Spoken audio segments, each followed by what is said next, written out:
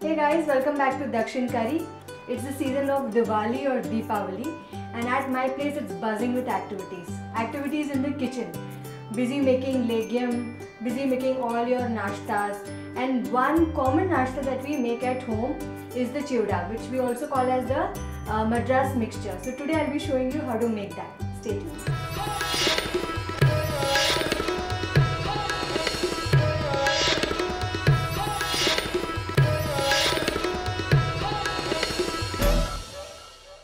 There are various ways of making Madras mixture. Some people make it only with poha, some people make it with a mix and assortment of things like your save, and they also put cornflakes in that, they also put maida biscuits in that. Today the version that I am showing you is a little traditional. Of course you can, when you plate, you can add garlic and this, that and all, but we are avoiding all that. Let's see how to make it.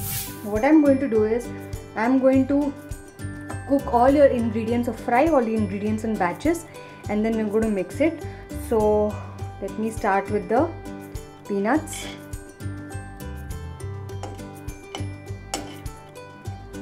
I can add certain other ingredients like some chilies. I'm using an assortment of green chilies as well as red chilies because I'm going to make it spicy.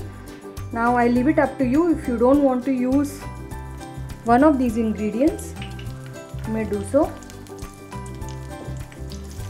Be careful because these are split green chilies. Stay away from the flame and keep stirring.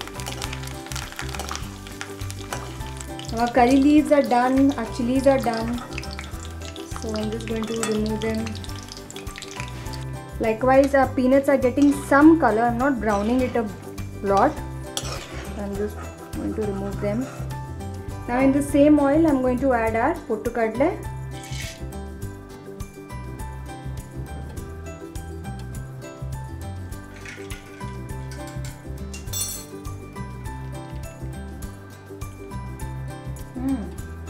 Adding lime to your Coca-Cola definitely gives it that zing. Now my pottukadle is also browning, so I'm going to remove that. Now in this I'm going to add cashews. What you can do is you can fry them in ghee and then add, again you can add dry fruits of your choice. This is browning really fast, so you have to be quick. And now I'll add the poha. Now this is the thin variety of poha that I have used, not the thick variety. Now what you can also do is, if you don't want to fry this, you can roast it in the oven, but I'm not doing any such thing. Now this fries instantly in a minute. So because my oil is really hot,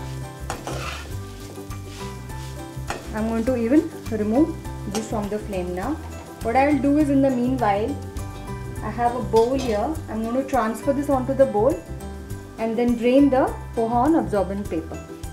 So now you can see our poha is fried, drained off on absorbent paper.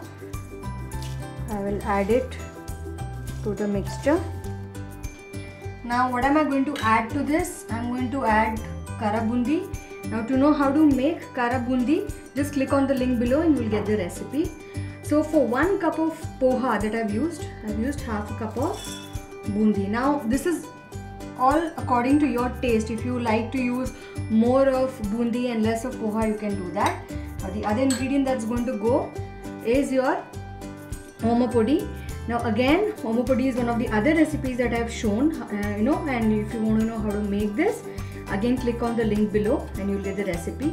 What I have done is I have crushed it coarsely like this, and then I'm going to add that again. This is around 1 cup. Now what I'm going to do is, in this I will add salt to taste. Now the salt I am adding is not for the Kara Boondi or for the omapudi, but because I have not added salt in the poha. So a little bit of salt because you have peanuts and you have the fried grams, so you need a little bit of salt. Once you add salt, hing and some red chilli powder. Now I have already used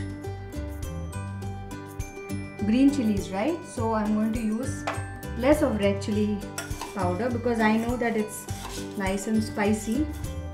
Now I'm going to give this a mix. An easy way of doing this would be to put it in a large steel dabba, close the lid and just shake it nicely.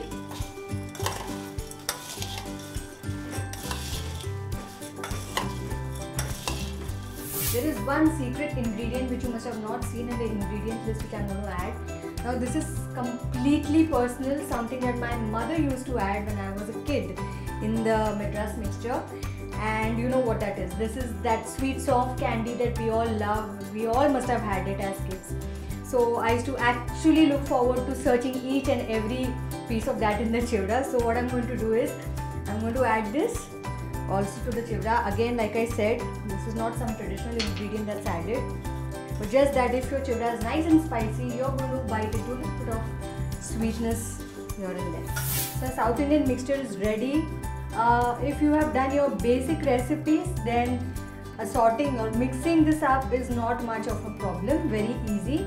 So like you know, I have combined 2 more recipes of Kara Boondi and of the omapudi. So do go and check out those recipes so that you know how to make this South Indian mixture then. And obviously if you want to teach somebody, do share this recipe with them. Hit subscribe on India Food Network, and until next time,